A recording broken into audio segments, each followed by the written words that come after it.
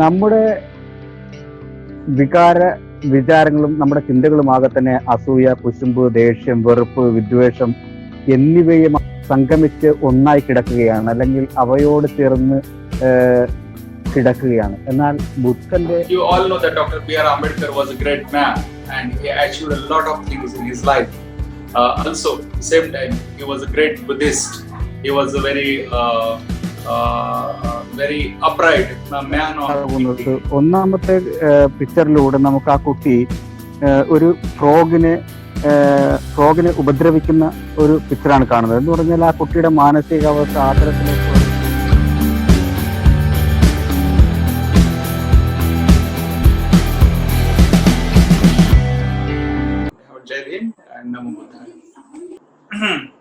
So tonight I'm going to talk about puja or devotion in Buddhism. ഇന്ന് ഞാൻ പൂജയെ കുറിച്ചാണ് നിങ്ങളോട് സംസാരിക്കുവാൻ ആഗ്രഹിക്കുന്നത്. So puja, you might have heard the word that many Indian people, they like doing puja. There are lots of temples. നമ്മൾ ഇന്ത്യയിലുള്ള എല്ലാ ആൾക്കാരും, പ്രത്യേകിച്ചും അമ്പലവാസികളായിട്ടുള്ള എല്ലാ ആൾക്കാരും പൂജ എന്താണെന്ന് നമ്മൾ എല്ലാവരും തന്നെ കേട്ടിട്ടുണ്ട്. So, and you also know that many people do rituals. They do lots of things. They take lots of offerings and make offering to the god or goddesses in the temple. Sometimes they chant, they say some rhymes, or they do various things. ഒട്ടുമിക്ക ജനങ്ങളും ക്ഷേത്രത്തിൽ പോയി ദൈവത്തിനെ പ്രീതിപ്പെടുത്തുന്നതിന് വേണ്ടി മന്ത്രങ്ങൾ ഉച്ചരിക്കുകയും ശാന്തി ചെയ്യുകയും പൂജകൾ അർപ്പിക്കുകയും ഒക്കെ ചെയ്യുന്നുണ്ട്. അത് നമ്മളെല്ലാവരും പരിചിതമാണ്. നമുക്ക് എല്ലാവർക്കും ആ കാര്യം വ്യക്തമായി അറിയാവുന്ന കാര്യം തന്നെയാണ്. And sometimes people talk about Buddhism as a rational religion. ജനങ്ങൾ ബുദ്ധിസം ഒരു റാഷണൽ അല്ലെങ്കിൽ യുക്തിക്ക് നിരക്കുന്ന ഒരു മതമായിട്ടാണ് ബുദ്ധിസത്തെ പൊതുജനങ്ങൾ പൊതുവെ കാണുന്നത്. So you might have been surprised when I am going to give a talk on puja or on devotion. So how that fits in the Buddhism? Is Buddhism really Buddhism, or it is something similar like Hinduism or any other religion? This question might arise in your mind. അതുകൊണ്ട് തന്നെ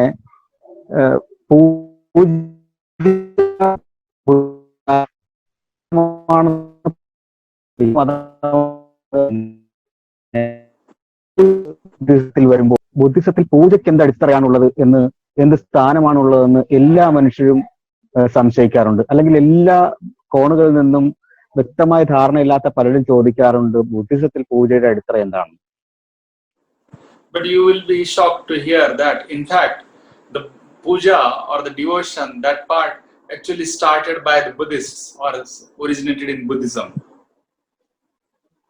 പക്ഷേ ബുദ്ധിസത്തിൽ നിന്നാണ് യഥാർത്ഥത്തിൽ പൂജ എന്ന ഒരാശയം ഉയർന്നു വന്നിട്ടുള്ളത്. ലോകത്തുള്ള എല്ലാ ജനങ്ങളിലേക്കും അത് വ്യാപിച്ചിട്ടുള്ളതും ആ തരത്തിൽ തന്നെയാണ്. It is not part of Hinduism or Brahmanism or popular religions. It is not part of that. മറ്റ് ഹിന്ദുവിസത്തിലെയോ അല്ലെങ്കിൽ മറ്റ് പ്രസിദ്ധിയാർജിച്ച മറ്റു മതങ്ങളുടെയോ ഭാഗമായിരുന്നില്ല പൂജ എന്നുള്ളത്. അത് ബുദ്ധിസത്തിൽ നിന്ന് മറ്റു പലതിലേക്കും മറ്റു മതങ്ങളിലേക്ക് വ്യാപിച്ചിട്ടുള്ളതാണ്.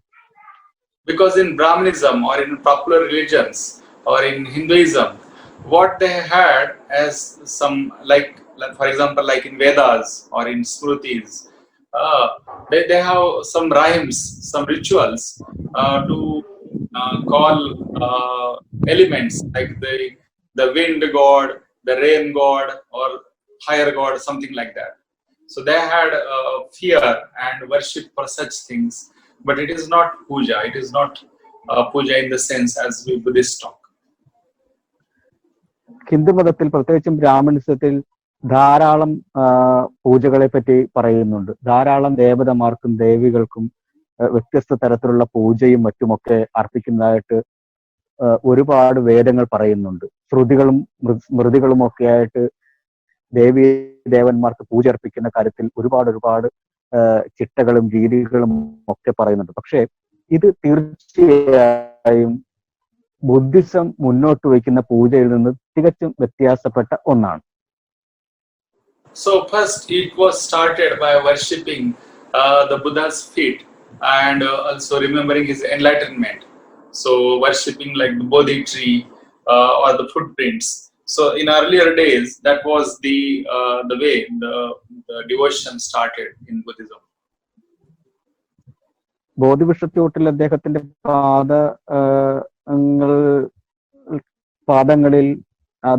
പാദങ്ങളിൽ പൂക്കൾ അർപ്പിച്ചുകൊണ്ടോ പുഷ്പങ്ങൾ അർപ്പിച്ചുകൊണ്ടോ ഒക്കെയാണ് ആർത്ഥത്തിൽ പൂജയുടെ ഒരു പ്രവർത്തനം ആരംഭിച്ചു വരുന്നത്.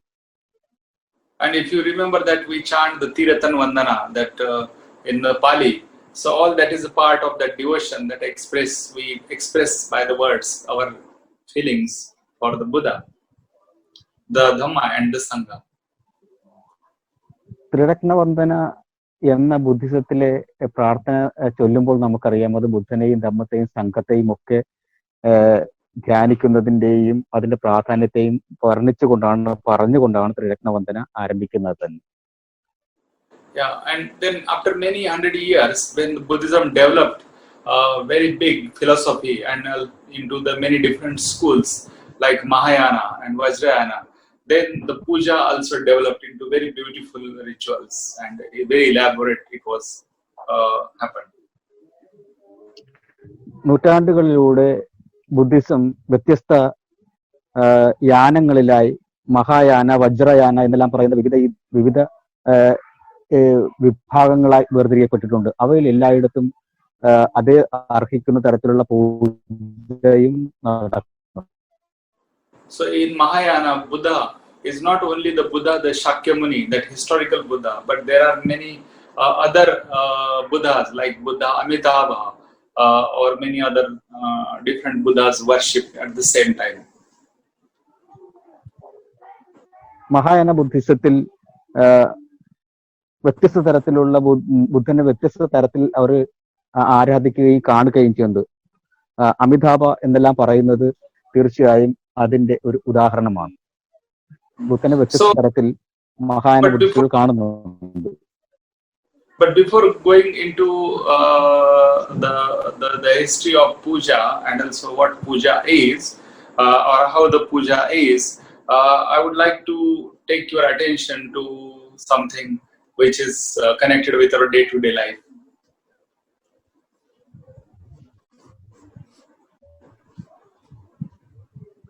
So excuse me, sir, once more. Yeah, just before I am going to explain about the puja in more detail, before that, I would like to say something which is more connected with our own experience.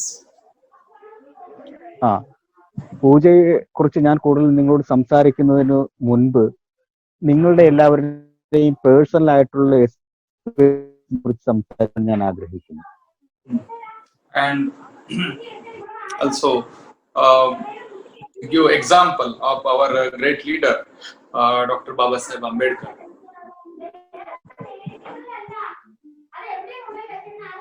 Want to bring your towards Ambedkar. BR. Ambedkar നമ്മൾ ഉദാഹരണമായി എടുത്താൽ, you all know that Dr. B.R. Ambedkar was a great man and he achieved a lot of things in his life. Also, same time, he was a great Buddhist. He was a very upright man of integrity. നമുക്ക് എല്ലാവർക്കും അറിയാവുന്നത് പോലെ അദ്ദേഹം BR. Ambedkar വലിയ വിജ്ഞാന നേടിയ ഒരു വ്യക്തിയും അതോടൊപ്പം തന്നെ വലിയൊരു ബുദ്ധമത വിശ്വാസിയും അറിയപ്പെടുന്ന ഒരു ബുദ്ധിസ്റ്റും കൂടിയായിരുന്നു. So he was a man of integrity. When I say that, that means he was the man. What he talked, he lived his life. അദ്ദേഹം ഒരു അഖണ്ഡതയുള്ള മനുഷ്യനായിരുന്നു. മീൻസ് എല്ലാ കാര്യങ്ങളിലും അതിൻ്റെതായിട്ടുള്ള ഒരു ഏകത്വം അല്ലെങ്കിൽ ഒരു ദൃഢനിശ്ചയം ഉണ്ടായിരുന്ന വ്യക്തിത്വമായിരുന്നു B R. Ambedkar. There wasn't any contradictions in his life, that what he was saying and what he was preaching, what he was practicing and what he was preaching. അദ്ദേഹത്തിന്റെ ജീവിതത്തിൽ എന്ത് അദ്ദേഹം പറഞ്ഞിട്ടുണ്ടോ അത് പ്രാക്ടീസ് ചെയ്യാനും അത് പ്രവർത്തിക്കുവാനും അദ്ദേഹം തയ്യാറായിരുന്നു എന്നുള്ളതാണ് അടിസ്ഥാനപരമായി നാം മനസ്സിലാക്കേണ്ടത്. അദ്ദേഹത്തിന്റെ സ്പീച്ച് ഒന്നും പ്രവൃത്തി മറ്റൊന്നുമായിരുന്നൊരു കാലഘട്ടം ഉണ്ടായിരുന്നില്ല. In fact, he was the great giant of intellect. He was one of the most superior minds in the world at that time. അദ്ദേഹത്തിന്റെ കാലഘട്ടത്തിൽ ഒരു ബുദ്ധിരാക്ഷസൻ തന്നെയായിരുന്നു അദ്ദേഹം. അല്ലെങ്കിൽ ലോകത്തിലെ തന്നെ ബൗദ്ധിക വിക്ഷോഭമുള്ള വ്യക്തിത്വങ്ങളിൽ ചുരുക്കം ചില ആളുകളിൽ ഒന്നായിരുന്നു അദ്ദേഹം. He was a highly educated man at that time. അദ്ദേഹം ഏറ്റവും വിദ്യാസമ്പന്നനായ വ്യക്തിയായിരുന്നു. But at the same time, he was a man of a great morality.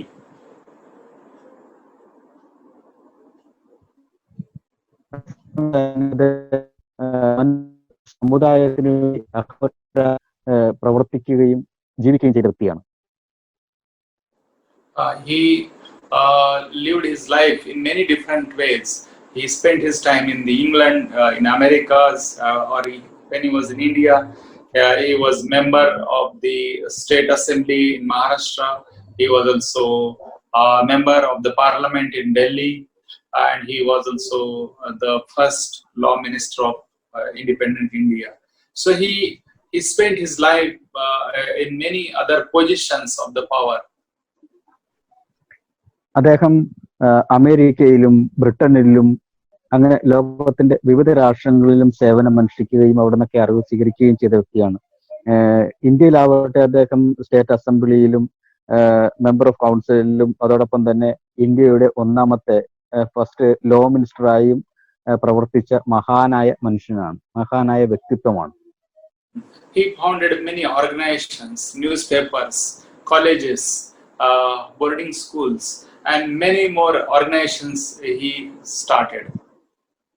അദ്ദേഹം ഇന്ത്യയിൽ തന്നെ ഒരുപാട് പത്രമാധ്യമങ്ങൾക്ക് സ്കൂളുകളും കോളേജുകളും സ്ഥാപിച്ചു. അങ്ങനെ വിവിധങ്ങളായ ഓർഗനൈസേഷനുകൾ സ്ഥാപിച്ച മഹത് വ്യക്തിത്വത്തിൽ ഒരാളാണ്.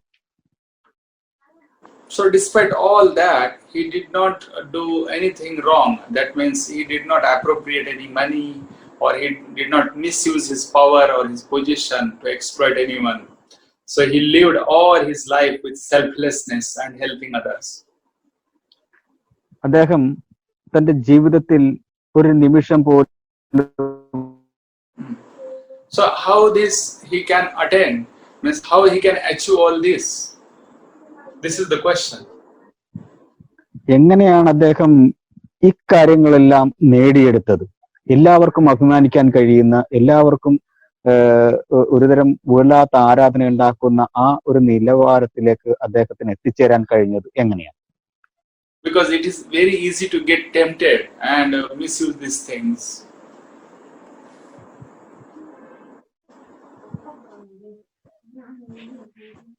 നമുക്കിത് വളരെ വേഗം ഐഡന്റിഫൈ ചെയ്തെടുക്കാൻ കഴിയുന്ന കാര്യമാണ്. So Dr. Ambedkar could do all these things because his reason and emotions were developed. That is, his intellect, was developed.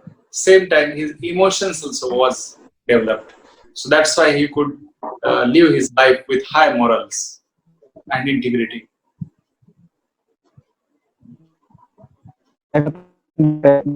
ബോധവും അതോടൊപ്പം തന്നെ വൈകാരിക ബോധവും വിജ്ഞാനത്തിൻ്റെതായ ബോധവും അദ്ദേഹത്തിന് കൺട്രോൾ ചെയ്യാവുകയും തന്റെ ജീവിതത്തിൽ ഒട്ടാകെ തന്നെ അതിന് അനുസരിച്ച് ജീവിക്കുവാനും അദ്ദേഹത്തിന് കഴിഞ്ഞു.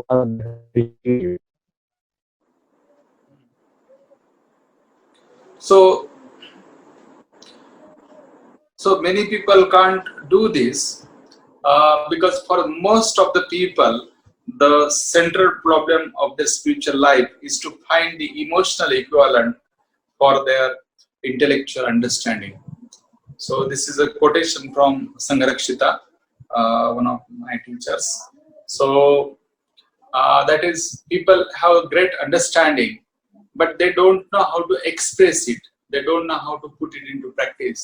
And that is the biggest problem in the life of people or in the spiritual life. നമ്മൾ അദ്ദേഹത്തെ ശ്രദ്ധിക്കുമ്പോൾ മനസ്സിലാക്കിയെടുക്കേണ്ട ഏറ്റവും പ്രധാനമായ ഒരു കാര്യം, ഒരുപക്ഷെ ധാരാളം അറിവ് നേടിയ ഇന്റലക്ച്വൽ ആയിട്ടുള്ള ഒരുപാട് വ്യക്തിത്വങ്ങളെ നമുക്ക് കണ്ടെടുക്കാൻ കഴിയും. പക്ഷെ ഈ അറിവുകളൊന്നും അവരുടെ നിത്യജീവിതത്തിൽ പ്രാവർത്തികമാക്കാൻ കഴിയാതെ വരുന്നുണ്ട്. അവയെല്ലാം നിത്യജീവിതത്തിന്റെ അല്ലെങ്കിൽ പ്രാക്ടിക്കൽ ലൈഫിന്റെ ഭാഗമാക്കാൻ അവർക്ക് കഴിയാതെ വരുന്നുണ്ട്. ഇത് സാധ്യമാക്കി എടുത്ത വ്യക്തിത്വങ്ങളിൽ ഒരാളാണ് യഥാർത്ഥത്തിൽ BR അംബേദ്കർ. അപ്പോൾ ഇമോഷണൽ ലൈഫിനെ അല്ലെങ്കിൽ വൈകാരിക ജീവിതത്തെ നിയന്ത്രിച്ചുകൊണ്ട് അറിഞ്ഞ കാര്യങ്ങൾ തന്റെ പ്രവൃത്തി പദത്തിലേക്ക് കൊണ്ടുവരാൻ അദ്ദേഹത്തിന് കഴിഞ്ഞിരുന്നു. അത് കഴിയാത്ത ധാരാളം ആൾക്കാർ ഭൂമിയിലുണ്ട്. അത് സംഘരക്ഷിത അദ്ദേഹത്തിനെ കോട്ട് ചെയ്തുകൊണ്ട് സംസാരിക്കുകയും ചെയ്തിട്ടുണ്ട്. കാരണം വിശാലമായ അറിവുകൾ നേടുകയും അത് തന്റെ ജീവിതത്തിലേക്ക് പകർത്തുവാനും അത് പ്രാവർത്തികമാക്കുവാനും കഴിഞ്ഞ വ്യക്തിത്വങ്ങളിൽ ഒന്നാണ് BR അംബേദ്കർ എന്ന് സംഘരക്ഷിത രേഖപ്പെടുത്തുകയും ചെയ്തിട്ടുണ്ട്. So because people's emotions are not with their thinking, and that's why they fail in their life. വ്യക്തികളുടെ വികാരങ്ങളും വൈകാരിക ജീവിതം അവരുടെ തിങ്കിങ്ങുമായിട്ട് അല്ലെങ്കിൽ അവരുടെ ചിന്തയുമായി പലപ്പോഴും യോജിച്ചു പോകാറില്ല.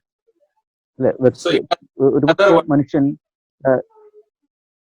Continue sir. In other words, we say that we are not integrated. We are not one person. നമ്മൾ ഇന്റഗ്രേറ്റ് ചെയ്യപ്പെട്ടില്ല, അല്ലെങ്കിൽ അഖണ്ഡത അല്ലെങ്കിൽ ഒരു ഏകീകരണം ഉണ്ടായിട്ടില്ല. അതായത് ചിന്തയും അതോടൊപ്പം തന്നെ വികാരങ്ങളുടെ പ്രവർത്തനവും തമ്മിലുള്ള ഒരു ഏകീകരണം നമുക്ക് ഉണ്ടാകാതെ വരുന്നു എന്നുള്ളതാണ് അതിന് കാരണമായി തീരുന്നത്. Why this is? Because our emotions are not cultivated. Our emotions are not developed. നമ്മുടെ വികാരങ്ങളെ, വൈകാരിക ഭാവങ്ങളെ നമുക്ക് കൾട്ടിവേറ്റ് ചെയ്യാൻ കഴിഞ്ഞിട്ടില്ല. അല്ലാന്നുണ്ടെങ്കിൽ അവയെ പരിവർത്തനപ്പെടുത്തുവാനായിട്ട് ആവശ്യത്തിനനുസരിച്ച് നിയന്ത്രിച്ചെടുക്കുവാൻ നമുക്ക് കഴിഞ്ഞിട്ടില്ല. In fact, our emotions are blocked. യഥാർത്ഥത്തിൽ നമ്മുടെ വൈകാരിക ജീവിതം തടയപ്പെട്ടിരിക്കുകയാണ്. And because of that, there is no progress in our life. അതുകൊണ്ട് തന്നെ നമ്മുടെ ജീവിതത്തിൽ പലപ്പോഴും നമുക്ക് പുരോഗതി ഉണ്ടാക്കാൻ കഴിയാറില്ല. So our life has become mechanical. We do the same things again and again. We read the book, we understand, we think, oh, this looks nice, but we don't follow it. We again live the life as we are living all the time. നമ്മൾ അതുകൊണ്ട് തന്നെ നമ്മുടെ വികാരങ്ങളെ ശരിയായ തരത്തിൽ നിയന്ത്രിക്കാൻ നമുക്ക് കഴിയാതെ വരുന്നത് കൊണ്ട് നമ്മൾ മെക്കാനിക്കലായി മാറിയിട്ടുണ്ട്. യന്ത്രത്തിന് തുല്യമായ ജീവിതം പോലെയാണ്.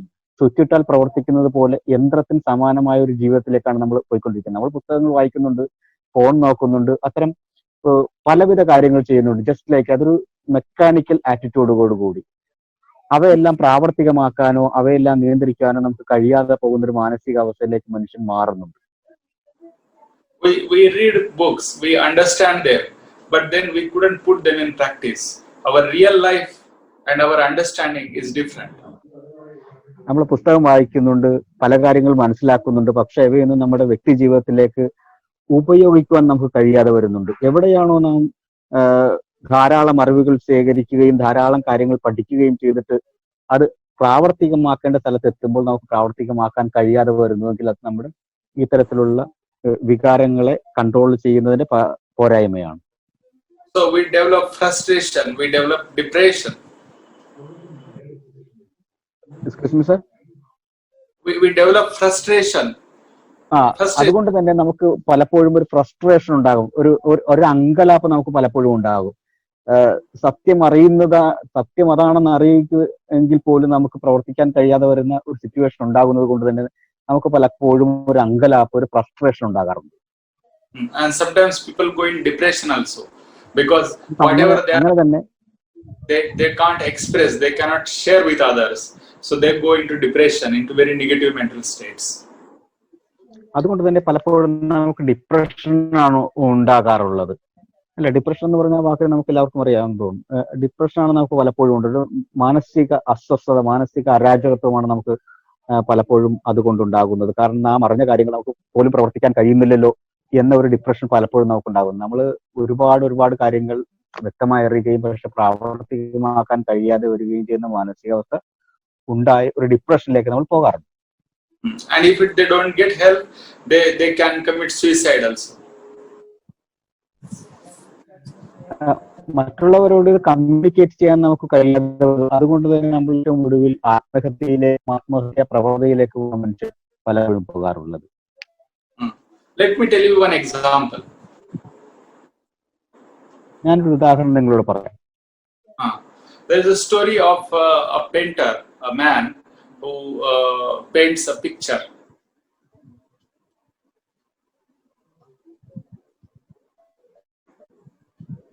So the story like that, that the man, he makes four different pictures. In the first picture, he shows a boy is torturing a frog, a little frog. He is torturing it with tying his foot and trying to trouble him and laugh at seeing the frog is trying to escape from the thread. Sir, excuse me, I can't hear. This is the story. In the story, a painter makes four paintings. 4 paintings. So in the first painting, ഒരു picture,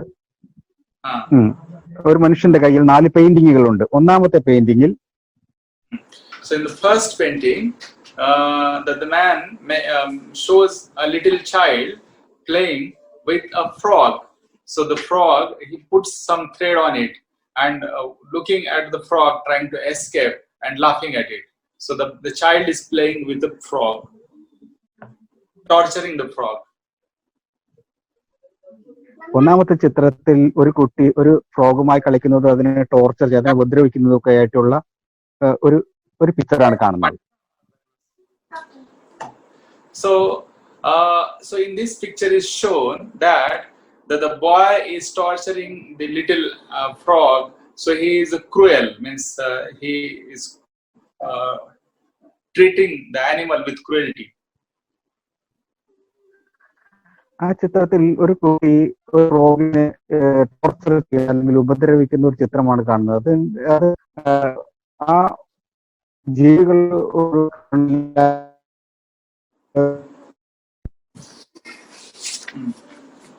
So in the second picture, the boy is grown up as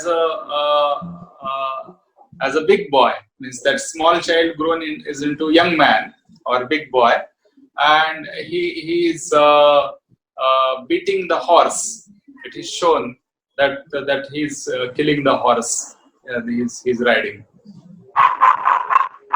രണ്ടാമത്തെ പിക്ചറിൽ ആ കുട്ടി കുറെ കൂടെ വലുതായി ഒരുവിധം പ്രായമെത്തിയ ഒരു കുട്ടിയായിട്ടുണ്ട്. ആ സമയത്ത് കുതിരയെ ഉപദ്രവിക്കുന്ന കൊല്ലുന്ന ഒരു പിക്ചറാണ് അതിനകത്ത് കാണിക്കുന്നത്.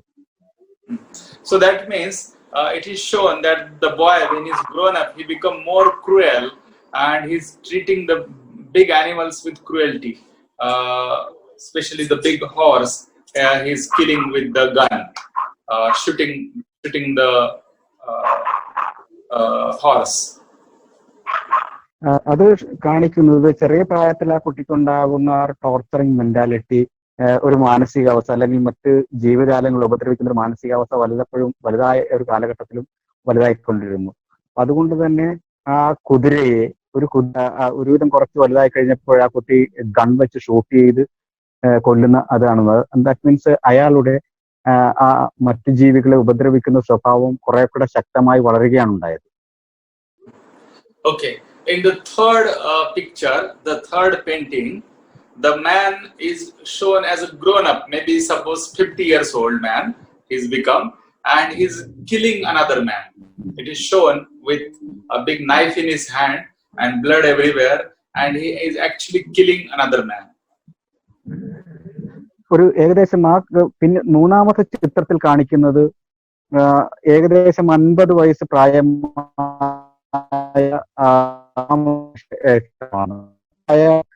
ഒരു കത്തി കൊണ്ട് മറ്റൊരു മനുഷ്യനെ കുത്തി കൊല്ലുന്ന ഒരു പിക്ചറാണ് കാണിക്കുന്നത്. നിറയെ ചോരയും ഒക്കെ നിറഞ്ഞു കിടക്കുന്നത് നമുക്ക് ആ ചിത്രത്തിലൂടെ കാണാൻ കഴിയും. And the fourth picture, the fourth one, is shown that the same man, because he killed this man in the third painting. So in the fourth painting, it is shown that this man was hanged by the police. So he was hanged and killed, and then after that, the body is being post-mortem is being carried out of that man. അങ്ങനെ ഒടുവിൽ നാലാമത്തെ പിക്ചറിൽ ഈ മനുഷ്യൻ ഇതിന്റെ കൊല ചെയ്യപ്പെടുകയാണ്. എന്നിട്ട് അദ്ദേഹത്തെ അതിനുശേഷം അദ്ദേഹത്തെ പോസ്റ്റ്മോർട്ടത്തിന് വിധേയമാക്കുകയാണ് ചെയ്യുന്നത്. So that means, look at the first picture. That small boy, when he was young, nobody taught him to cultivate his emotions. Nobody said him that torturing other animal is bad. So he became very strong with his cruel feelings. Yeah. So when he tortured the frog, he got confidence. When he grown up as a young man, he killed a horse. Yeah. So nobody also at that time told him that he's doing wrong and he's very cruel. So when he become very youthful in his later on his life, he killed a real person, a human being. So he became so confident, that with the cruelty that he can kill a man. He wasn't sensitive that enough. You see what I'm trying to show from these three examples?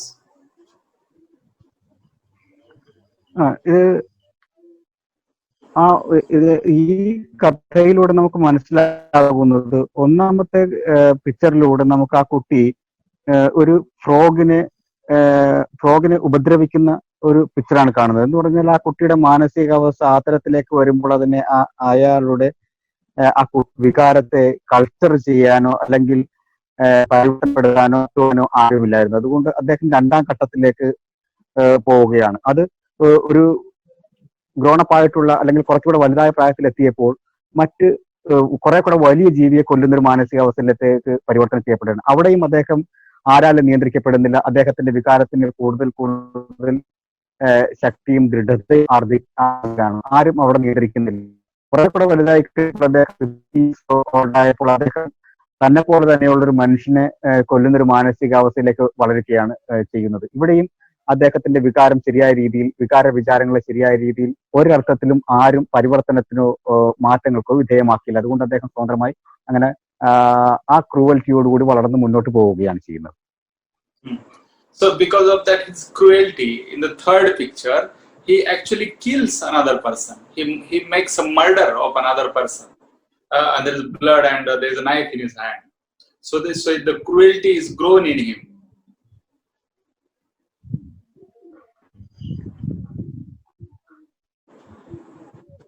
അതെ, മൂന്നാമത്തെ ചിത്രത്തിൽ അദ്ദേഹം ഒരു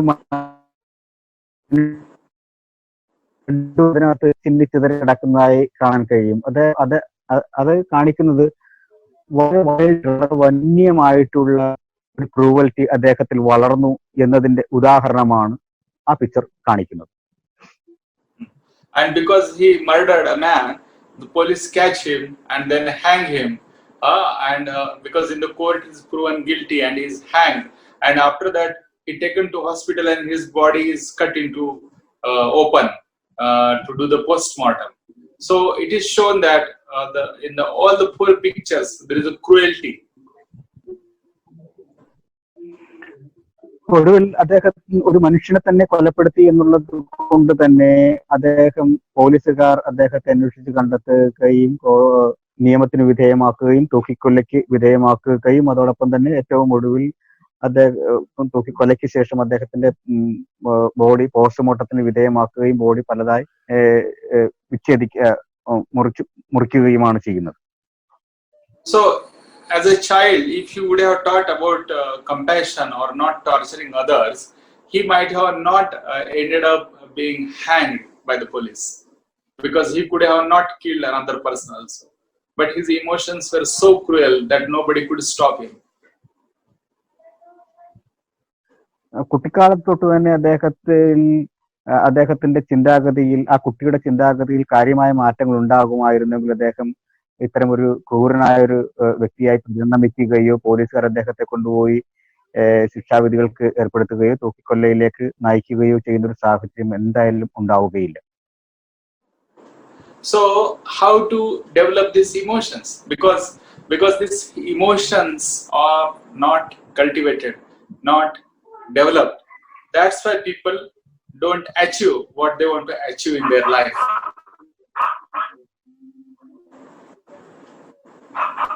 എങ്ങനെയാണ് യഥാർത്ഥത്തിൽ വികാരങ്ങളെ നമുക്ക് പരിവർത്തനപ്പെടുത്തിയെടുക്കാൻ കഴിയുന്നത്?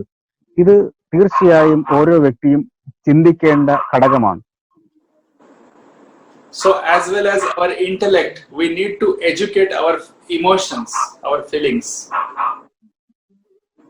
നമ്മളുടെ വിചാരങ്ങളെ എഡ്യൂക്കേറ്റ് ചെയ്യേണ്ട, അതിന് ശരിയായ അറിവ് കൊടുക്കേണ്ട കടമയും ഉത്തരവാദിത്വവും ഓരോ വ്യക്തികൾക്കുമുണ്ട്. So we need to understand what is in our heart. We need to look into our heart and transform it.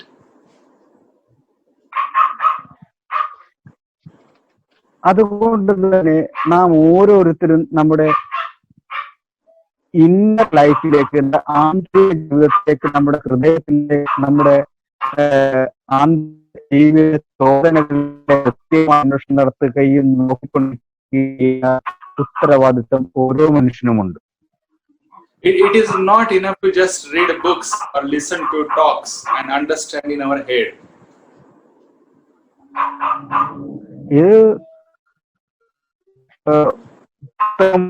കൊണ്ടോ ഞാൻ സ്വീകരിക്കുന്നത് കൊണ്ടോ ലഭ്യമാണെന്നില്ല. തീർച്ചയായും ഇത് സ്വയം നാം പരിശീലിച്ച് തന്നെ നേടിയെടുക്കേണ്ട ഒന്നാണ്.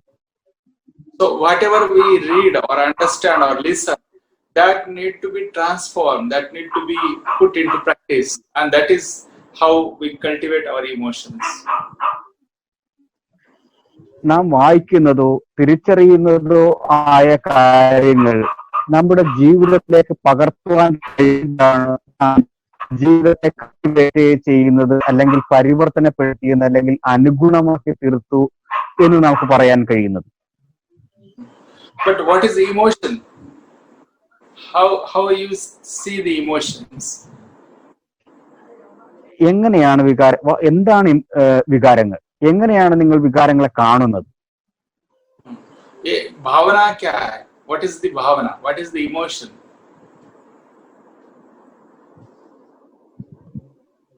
എന്താണ് ഇമോഷൻ? എന്താണ് വികാരം? So bhavana, that means to becoming, that is the emotions. So emotions is a feeling that is connected with our past sanskaras and which have effect in the future. So it is a feeling in the present that we experience which comes from the past experience, and it has the future consequences. That is, did you get it, or is it very difficult? Yes, I got it. നമുക്ക് യഥാർത്ഥത്തിൽ വികാരങ്ങൾ നമ്മുടെ കഴിഞ്ഞ കാല ജീവിതങ്ങളുടെ ഭാഗമായി രൂപപ്പെട്ട് കിട്ടുന്നതാണ്. അതിന് ജീവിതത്തിൽ സ്വതമായി രൂപപ്പെടുന്നതിനോടൊപ്പം തന്നെ നമ്മുടെ കഴിഞ്ഞ കാല ജീവിതങ്ങളിൽ നിന്ന് ക്രമീകരിക്കപ്പെട്ട് ഉരുത്തിരിഞ്ഞ് അല്ലെങ്കിൽ രൂപപ്പെട്ടു വരുന്നതാണ്. അത് നമ്മുടെ ഭാവി ജീവിതത്തിലേക്കും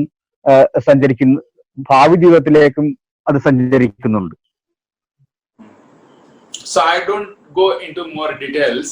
If you want to understand this in more details, I would suggest you to read the second chapter of the Noble Eightfold Path by Urgen Sangharakshita. ഞാൻ ഇതിനെക്കുറിച്ച് കൂടുതലായിട്ട് കാര്യങ്ങളൊന്നും പറയാൻ ആഗ്രഹിക്കുന്നില്ല. നിങ്ങൾക്ക് കൂടുതൽ കാര്യങ്ങൾ അറിയണമെന്നുണ്ടെങ്കിൽ സംഘർഷിതയുടെ പുസ്തകം വായിച്ചാൽ, നോബൽ എയ്റ്റ് ഫോൾഡ് പാത്ത് അല്ലെങ്കിൽ ആര്യ അഷ്ടാംഗ മാർഗം എന്ന അദ്ദേഹത്തിന്റെ പുസ്തകം വായിച്ചാൽ നിങ്ങൾക്ക് കൂടുതൽ കാര്യങ്ങൾ അതുമായിട്ട് ബന്ധപ്പെട്ട് ലഭ്യമാകും എന്നാണ് പറയുന്നത്. The second chapter called Samyak Sankalpa, the right emotion.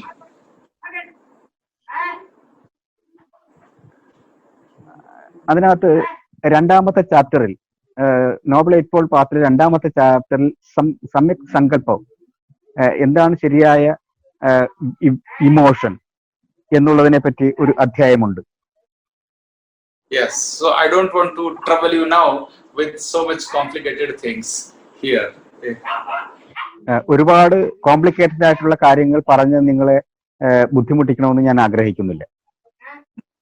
My intention here is to tell you the importance of the emotions in our life.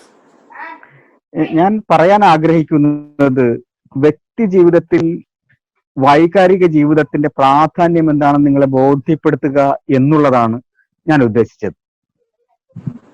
And it is said that to cultivate our emotions, to develop our emotions, there are 3 or 4 ways to do it.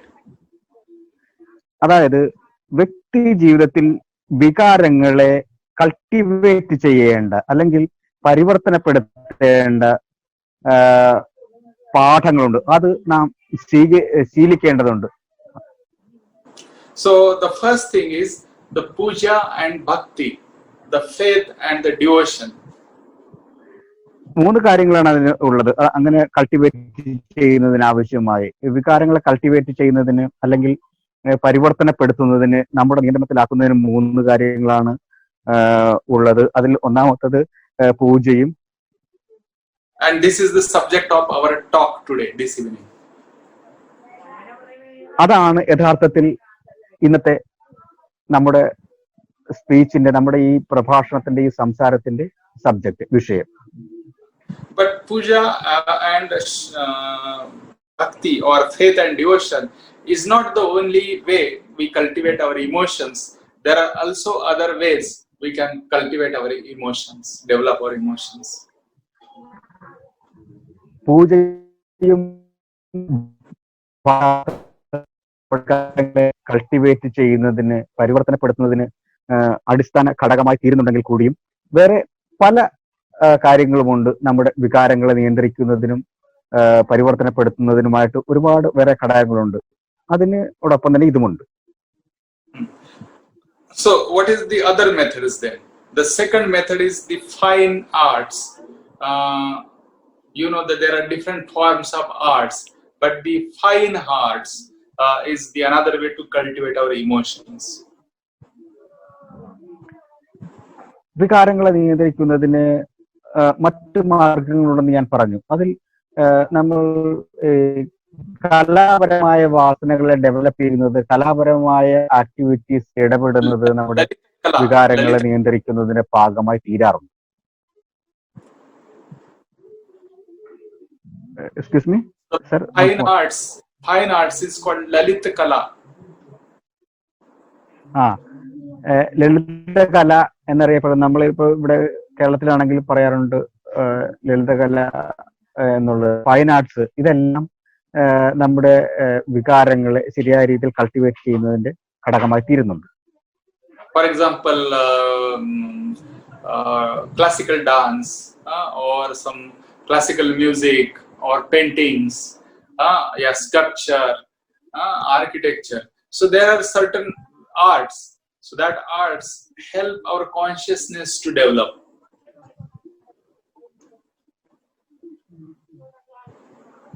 Classical dance, classical music, അതുപോലെ വിവിധങ്ങളായ fine ആർട്സുകൾ നിലനിൽക്കുന്നുണ്ട്. ഇവയെല്ലാം യഥാർത്ഥത്തിൽ നമ്മുടെ വൈകാരിക ജീവിതത്തെ മെരുക്കുന്നതിനും രൂപപ്പെടുത്തിയെടുക്കുന്നതിനും നാം ആഗ്രഹിക്കുന്ന തരത്തിലേക്ക് പരിവർത്തനം ചെയ്യുന്നതിനുമൊക്കെ സഹായകമായി തീരുന്നുണ്ട്.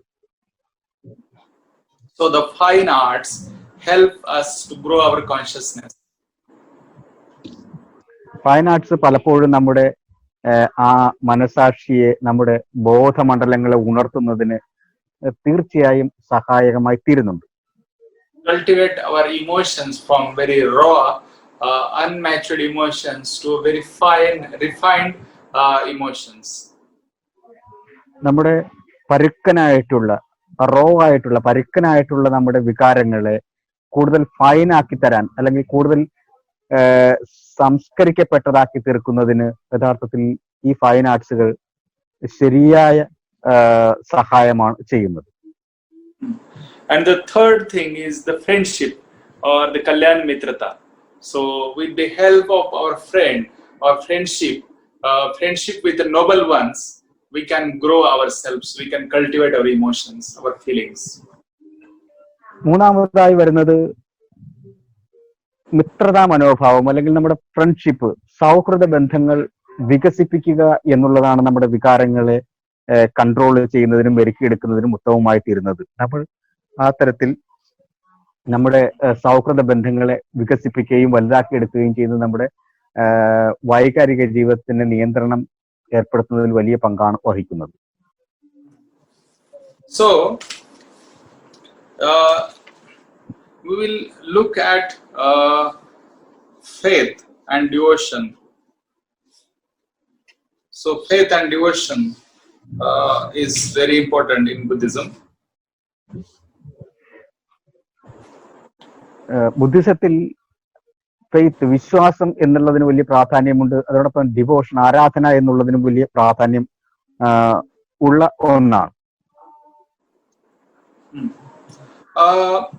Faith, as in Sanskrit called Shraddha, or in Pali it is called Saddha.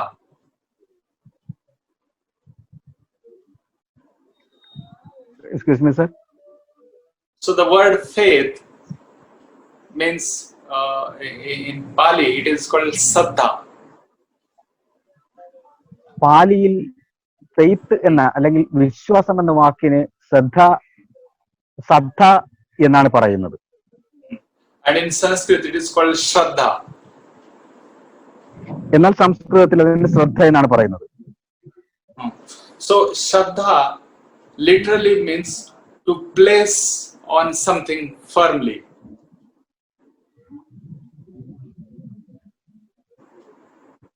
The word Shraddha or Saddha means to place something firmly somewhere. ശ്രദ്ധ എന്ന് പറഞ്ഞു കഴിഞ്ഞാൽ നമ്മൾ എന്തിനെങ്കിലും ഒരിടത്ത് കൊണ്ട് സ്ഥാപിക്കുക എന്നുള്ളതാണ്. So how it is that to putting our trust into the Buddha, that is the Shraddha.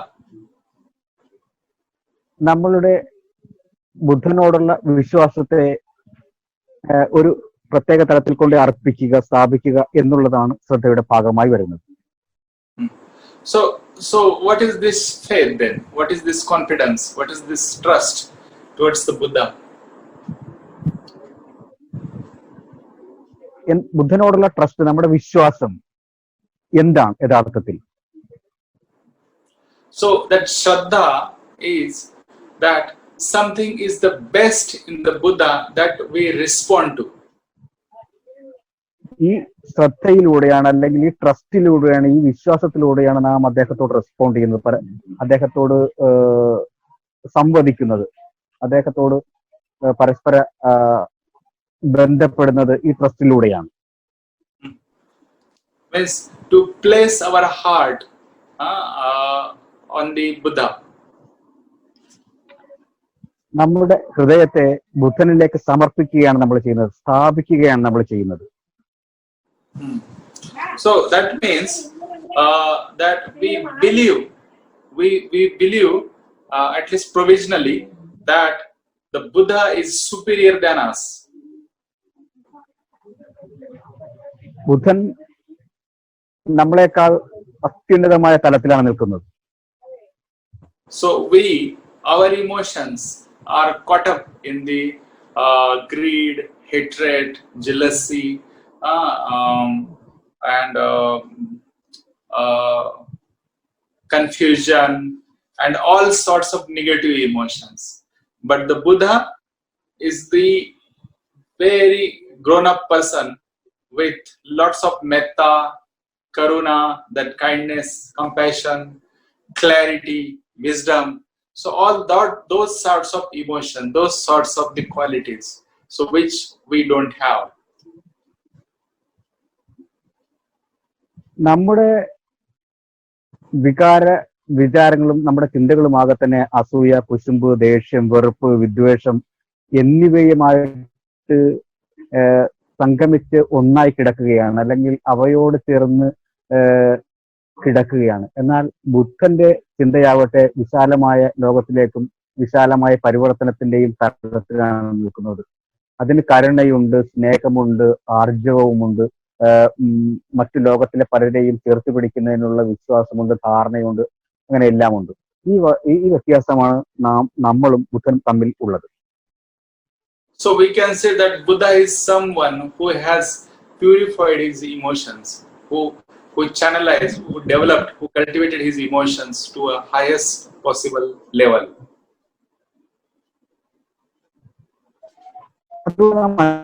ബുദ്ധൻ തന്റെ വിചാരങ്ങളെ ചെയ്ത മെരുക്കിയെടുത്ത വ്യക്തിയാണ്. അങ്ങനെ മെരുക്കിയെടുത്താണ് അദ്ദേഹം യഥാർത്ഥത്തിൽ ആ ഒരു മാനസിക പശ്ചാത്തലത്തിലേക്ക് അല്ലെങ്കിൽ ചിന്താപരമായ വളർച്ചയിലേക്ക് അദ്ദേഹം എത്തിച്ചേർന്നിട്ടുള്ളത്. വികാരങ്ങളെ പരിവർത്തനപ്പെടുത്തി എന്നുള്ളതാണ് അദ്ദേഹത്തിന്റെ മഹത്വമായി തീരുന്നത്.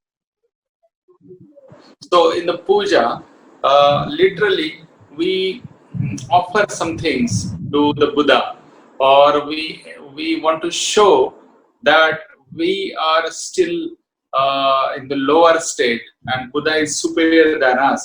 So we want to be like him. So we express that by bowing to him or to giving some offerings like putting a lamp or making incense or offering the flowers. So we express ourselves that our confidence in him, that faith in him. ബുദ്ധന്റെ അടുക്കൽ അടുത്ത് നാം ചെല്ലുമ്പോൾ പലപ്പോഴും നമ്മൾ പുഷ്പങ്ങൾ അർപ്പിക്കാറുണ്ട്, ചന്ദനത്തിരി കത്തിക്കാറുണ്ട്, മെഴുകുതിരി കത്തിക്കാറുണ്ട്. അങ്ങനെ പല ഓഫറിങ്ങുകളും പല അർപ്പണ വിധികളും നാം ചെയ്യാറുണ്ട്. അവയെല്ലാം നമുക്ക് അദ്ദേഹത്തോടുള്ള കോൺഫിഡൻസിന്റെ ഭാഗമാണ്. അദ്ദേഹം നമ്മെ പരിഷ്കരിക്കപ്പെട്ട മനസ്സിന്റെ ഉടമയാണ്, വലിയ വ്യക്തിത്വമാണ് എന്നുള്ള കോൺഫിഡൻസ് ആണ്, ധൈര്യമാണ് നമ്മളെ കൊണ്ട് ഇതെല്ലാം ചെയ്യിക്കുന്നത്. So that's the puja, and the puja has got this action. That action is called a ritual. അത്തരം പ്രവൃത്തിയാണെങ്കിൽ ബുദ്ധന്റെ അടുക്കൽ നാം പൂജാദ്രവ്യങ്ങൾ അർപ്പിക്കുകയും മറ്റുമൊക്കെ ചെയ്യുന്നതിനെയാണ് യഥാർത്ഥത്തിൽ ഈ പൂജ എന്ന് ഉള്ളത് കൊണ്ട് ഉദ്ദേശിക്കുന്നത്. So like lighting a lamp and offering to the Buddha is a ritual. It is action.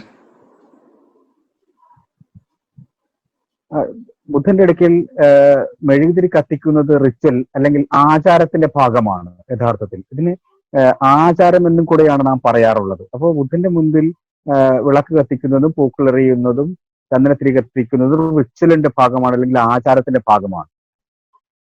So we can say broadly there are 4 aspects of puja. നമുക്ക് പൂജയ്ക്ക് 4 പ്രധാന ഘടകങ്ങളുള്ളതായി പറയാം. So the first is action, kruti.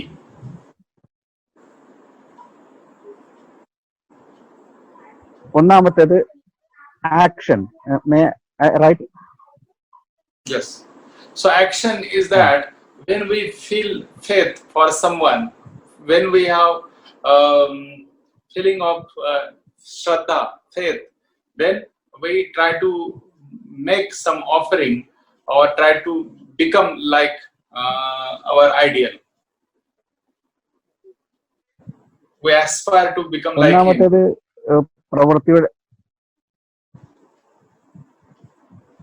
ഒന്നാമത്തേത് പ്രവൃത്തിയുടെ ഭാഗമാണ്. നമ്മൾ ഇത്തരം പൂജാ കർമ്മങ്ങൾ ചെയ്യുമ്പോൾ അദ്ദേഹത്തെ പോലെ ആയിത്തീരുവാനായിട്ടാണ് നമ്മൾ ഇതെല്ലാം സബ്മിറ്റ് ചെയ്യുകയും ഇതെല്ലാം ഓഫർ ചെയ്യുകയും അല്ലെങ്കിൽ നിവേദിക്കുകയും ചെയ്യുന്നത്. So that is called a ritual element of the puja. അത് യഥാർത്ഥത്തിൽ ആചാരത്തിന്റെ ഭാഗമാണ്. അത് ആചാരത്തിന്റെ ഭാഗമാണ്. Yes, yes. And then it has a second aspect that this ritual cannot be done by alone. It is a shared activity we do with others. So puja we perform with others.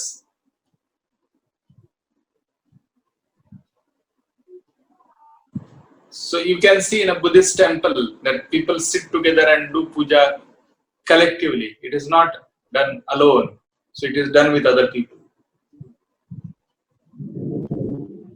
Buddhist സെന്ററുകളിലും മറ്റുമൊക്കെ മനുഷ്യർ കൂട്ടമായി rituals ചെയ്യുന്നത്, ആചാരവിധികൾ ചെയ്യുന്നത് കാണാൻ പറ്റി. പക്ഷെ അത് അത്ര അനുയോജ്യമായ ഒന്നല്ല.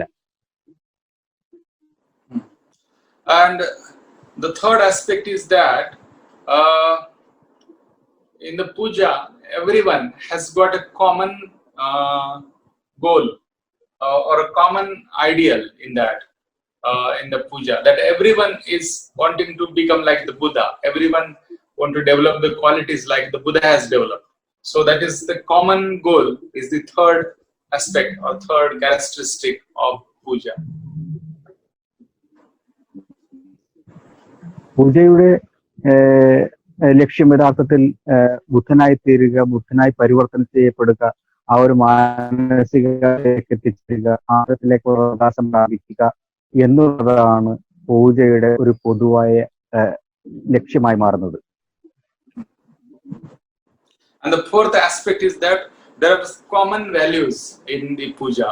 So when we do this puja in the Buddhist way, there are some common values, like we all are going for refuge to the Buddha, Dhamma and Sangha. We all are doing the Sharan Gaman. So it is a common value. It is a common value we all believe in. So that is the fourth aspect. പൊതുവായ ഇത്തരം rituals ചെയ്യുമ്പോൾ, ഇത്തരം ആചാരവിധികൾ ചെയ്യുമ്പോൾ യഥാർത്ഥത്തിൽ ഒരു പൊതുവായ മൂല്യം ആണ് നമുക്ക് ഉണ്ടാകുന്നത്. ബുദ്ധം സംഘം എന്നെല്ലാം പറയുന്നത് പൊതുവായ ചില ലക്ഷ്യങ്ങളാണ് നമുക്ക് അതിലൂടെ ഉണ്ടാവുന്നത്. So this faith is very, very important quality in Buddhism. വിശ്വാസം എന്നുള്ളത് ബുദ്ധിസത്തിൽ വളരെ വളരെ പ്രാധാന്യമുള്ള ഒരു ഗുണവിശേഷമാണ്. So every Buddhist or every Bodhisattva that who want to become the Buddha is committed to do the worship of the Buddhas every day.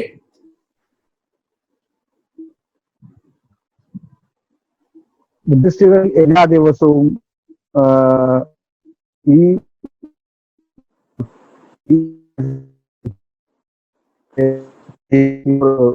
പോവുകയും ചെയ്യുന്ന വിഭാഗങ്ങളാണ്. That means every devout Buddhist or every real Buddhist, every day he worships the Buddha, Dhamma and Sangha. And he rejoices in the qualities of the Buddha, Dhamma, Sangha. He expresses his deep faith in the Buddha, Dhamma, Sangha. That is his regular practice. യഥാർത്ഥ ഒരു ബുദ്ധ കൃത്യമായും തന്റെ പൂജയും ഇതുപോലുള്ള ആചാരങ്ങൾ കൃത്യമായി അനുഷ്ഠിക്കുകയും ബുദ്ധ ധമ്മ സംഘത്തിൽ അനുസരിച്ച് ജീവിക്കുന്നതിന്റെ ഭാഗമായി ഇത്തരം റിച്വൽസ്, ഇത്തരം ആചാരവിധികൾ അനുഷ്ഠിക്കുകയും ചെയ്യുന്നവരാണ് യഥാർത്ഥ ബുദ്ധിസ്റ്റുകൾ. That's why every day in the morning, many monks in the Buddhist countries or even Dhammacharis and Dhammamitras, they chant the Triratna Vandana in the morning before meditation. They start their day with chanting the Triratna Vandana. അതുകൊണ്ട് തന്നെ പല ഭിക്ഷുക്കളും അതോടൊപ്പം തന്നെ ധമ്മചാരികളും മറ്റുമൊക്കെ അവരുടെ ജീവിതം ആരംഭിക്കുന്നത് തന്നെ ത്രിരത്ന വന്ദനയോടുകൂടിയാണ്. So that's the way to express our emotion. But in Mahayana Buddhism, they done it very beautifully, very colorfully. എന്നാൽ മഹായാന ബുദ്ധിസത്തിൽ മറ്റു തലത്തിലാണ് അതിനെ സമീപിക്കുന്നത്. In the 7th century, there was a great Buddhist master named Shanti Deva.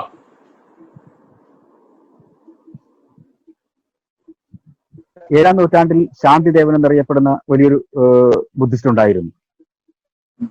So he wrote a book or poetry called Bodhicaryavatara. അത് എന്ന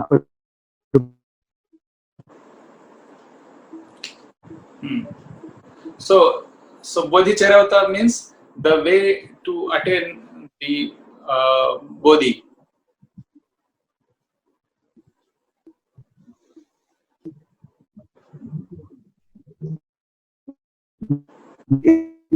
ആ അവസ്ഥയിലേക്ക് എങ്ങനെ എത്തിരാം So in Bodhicaryavatara, the poet Shantideva, he tried to express his feelings for the Buddha Dhamma Sangha in 7 different ways. So it is